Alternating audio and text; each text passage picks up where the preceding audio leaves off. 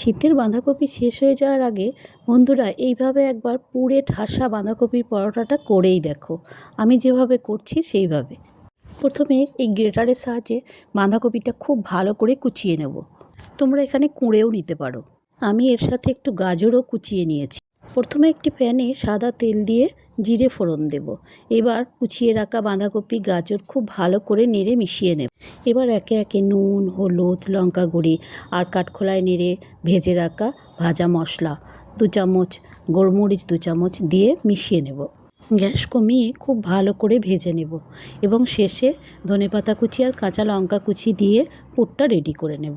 আমি এখানে আগে থেকেই আটা ময়দা মিশিয়ে পরোটার ময়দাটা মেখে রেখেছি। তোমরা এখানে শুধু আটা দিয়েও করতে পারো এই পরোটাটা।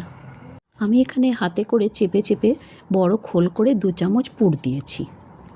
এবার আমি যেমনভাবে মুখটা সিল করছি সেইভাবে মুখটা বন্ধ করে হাতের সাহায্যে চেপে একটু গোল করে নেবে, তাহলে আর পুরটা বেরিয়ে যাবে না। এবার তোমরা যেই জায়গায় পরোটাটা বেলবে সেই জায়গায় খুব ভালো করে তেল বুলিয়ে নেবে। প্রথমে তোমরা হাতে করে চেপে চেপে এইভাবে একটু বসিয়ে নেবে, তারপর বেলনা দিয়ে হালকা হাতে বেলবে, তাহলে এক ফোঁটা পুর কোনো দিকে বেরিয়ে যাবে না। তোমরা এখানে শুকনো ময়দা দিয়েও বেলতে পারো, তবে আমি বেলি না। আমার শুকনো ময়দা দিয়ে বেলতে গেলে খুব পুর বেরিয়ে যায়, তাই আমি শুকনো ময়দা দিয়ে বেলি না। এবার তাওয়া বা ফ্রাই প্যান বসিয়ে সেটা খুব ভালো করে গরম করে এপিঠ ওপিঠ দুপিঠ আগে ভালো করে সেঁকে নেবে। এবার তোমাদের যেটা ইচ্ছা তেল কিংবা ঘি দিয়ে খুব ভালো করে গ্যাস কমিয়ে লাল লাল করে ভেজে নিলে রেডি হয়ে যাবে এই বাঁধাকপির পরোটা।